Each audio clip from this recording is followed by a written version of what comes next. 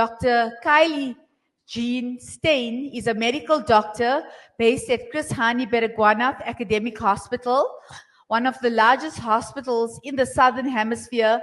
She serves as part of the senior medical team in the Pediatric Emergency Department, where she leads, teaches, and mentors students from the University of Witwatersrand. With a background spanning adult and pediatric emergencies, clinical research, and academic teaching, Dr. Stein has built a career around care in high-pressure environments. Her professional interests focus on women and child health, centered around cutting-edge modern research and the vital connections between physical endurance and mental resilience. Welcome, Dr. Stein. I would like to encourage everybody to listen carefully to her talk because she has 2 sports-orientated gift bags for her Q&A, and she'll also be demonstrating breathing exercises during her talk. Welcome.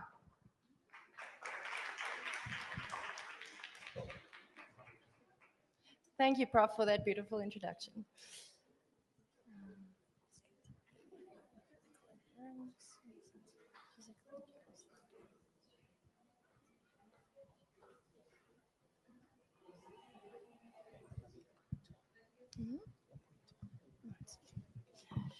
Hi, everyone.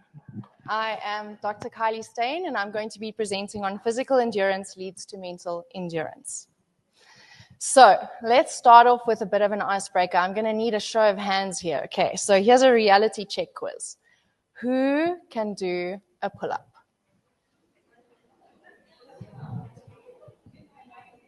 Okay, my husband's allowed to put his hand up too.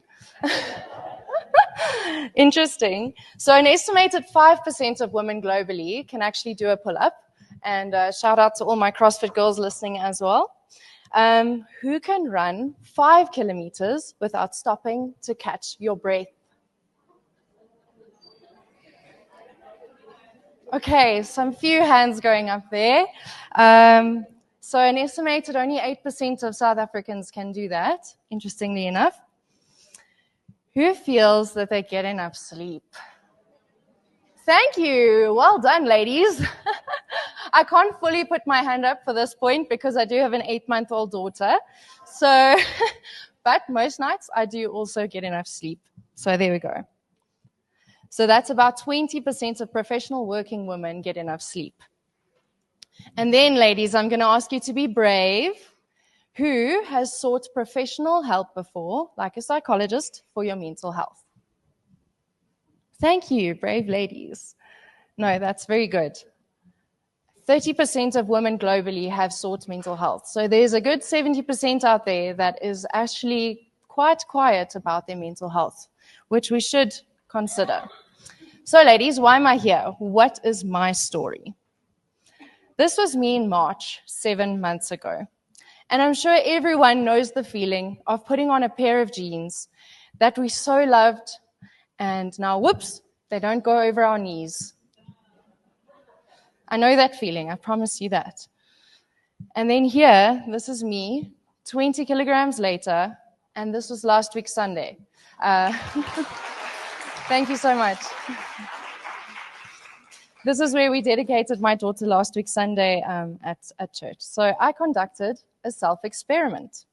But how, Dr. Stein? What did you do? Well, let me tell you. We're all actually students at heart. So what I have provided is little pamphlets for you where I've given you notes. So if you don't mind just looking in your goodie bags, everyone has a small little pamphlet and there's a space for you to make notes if necessary. So this is our acronym for the day. E, establish, sleep. N, nightly routine. D, discipline in motion. U, understand nutrition. R, relationships. E, emotional awareness. And S, spiritual focus. So here, let's establish our sleep. We know that skimping on sleep will definitely backfire. So get a bright light first thing in the morning. When you wake up, try for consistent bed and wake time. So that means if you're going to go to sleep at about 9 p.m., you must try and wake up the same time every morning. So maybe 5 a.m., maybe 4:30 if you're going to go exercise in the morning. Try and keep those consistent. Aim for more than 7 hours of sleep a day. I know that sounds like a lot, and maybe some of you are doing shifts and doing calls, but on the days that you are not, try for 7 hours. Then, a mental safe space. I know that sounds like a very vague term, but if you think about it, if you've ever felt unsafe, you won't be able to fall asleep.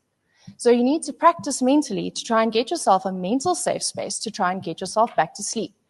So picture that time when you've just shared your heart out with your mom, you're sitting with her on her comfortable sofa, and all is well with the world, and you're holding her hand, and you're like, okay, my mom will wake me up if anything is wrong. And that can be your mental picture. It can be your place of safety, and that can help you get back to sleep when you wake up and unable to sleep again. Another way to continue to establish your sleep is stop caffeine after 2 p.m. Oh, but Dr. Steyn, I can drink a coffee just before I fall asleep. How many times have we heard that? Well, the truth is, the quality of your sleep afterwards is not that great. So your sleep cycles don't go through the right sleep cycles, so you wake up the next morning feeling exhausted.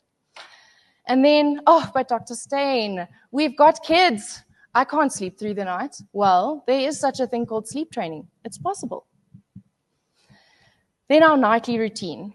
If I want success today, I should start my nightly routine at 6 p.m. the night before. In other words, I need to go to bed early. I need to pack my lunches because tomorrow's McDonald's with Mr. D's is definitely not going to help my routine or my gut belly over here. Or, ladies, at night, we cannot be going on with the infinite scroll. That thing, I mean, let's be honest, we've been on there for an hour and a half at night just before we sleep, and the next thing we see, oh my goodness, it's 11:30, why are we still awake? And then time has sped by because all we're doing is scrolling. So just remember, the last episode of Friends is probably not necessary for the third time around. Then, discipline in motion. This is where I'm going to take a very important step, rather than just running. Ladies, we need to lift heavy. There was that 70s yoga trend, you know, all the spandex. Then there was the 80s aerobics trends. But the inconvenient truth is the best for us is actually lifting heavy. It's good for you. And I'm very, very, very glad that Dr. Sim also mentioned some of our strength training. Very important. So let me tell you about the science. So, a great study. Let me tell you about it. A huge study of 324 twins, identical twins, and they were all female, was conducted over 10 years, where they looked at their brain function and volume compared to their leg strength. Great study.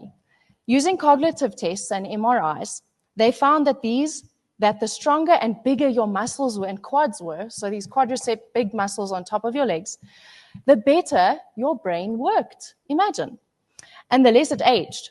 So basically, this is a super pill, ladies. How does it work? They're called myokines. Let me tell you about them. So discipline in motion. Myokines are also known as hope molecules. So there's a long list of the fancy names that they use for these myokines. And our endocrinologist, Dr. Nazrin, will definitely tell us more, and she has. But when you exercise, your muscles act as an endocrine organ, releasing myokines, tiny signaling proteins, into the bloodstream. These hope molecules cross the blood-brain barrier where they stimulate neurogenesis, boost mood-regulating neurotransmitters, like we've heard, serotonin and dopamine, the little molecules that signal in your brain, and they enhance cognitive function by increasing synaptic growth and reducing inflammation. So in short, the science has shown that movement literally tells your brain to grow, hope, and to heal. Imagine. So here's Prof. Andy Galpin's 9 spheres of fitness. So back to why we actually asked those questions in the beginning. So I wanted to establish true fitness isn't how far you can run, but how well you can bend, break, and rebuild across the 9 areas. Because endurance is a full body, full heart experience. True health is not the absence of disease, but it's the ability to resist disease. So let's understand our nutrition. It's not really a one-size-fits-all, is it? But let me tell you what I did. So initially, I did an intermittent fast, which means that I didn't eat at all for at least 12 hours a day. So that means no snacking at night, ladies. Oh, no, not that last piece of chocolate just before you go to bed. Yeah, 12 hours of not eating at all. And then I would have black coffee sometimes in the morning and then possibly push up to 10 or 11 o'clock and then eat my first meal. My protein, I tried to push to 2 grams per kilogram of ideal body weight per day. So that's quite a lot. It equates to round about 4 chicken breasts a day, as well as protein shakes. I know, ladies, it's not just for the men that need to bodybuild. Protein shakes are actually quite a lean source of protein. Obviously, depending on the type of protein shake you use, not the carb-loaded ones. And then I also try to cut out my intentional carbs. So intentional carbs would be, for example, rice, pup, those chips that you so like from Spur. You know, I try to order a vegetable instead. It's one meal that counts towards your goals. Then, my persistent, sustained calorie deficit. So to try and meet my calorie goals every day and not snack throughout the day. Because if you were to actually add up every single thing you put in your mouth, it's going to be quite surprising as to how quickly those calories build. And then lastly, get professional help. Like we've just heard from Dr. Nazrin, the calorie deficit is very important, as well as trying to get a dietitian involved. Relationships. We need to connect with people.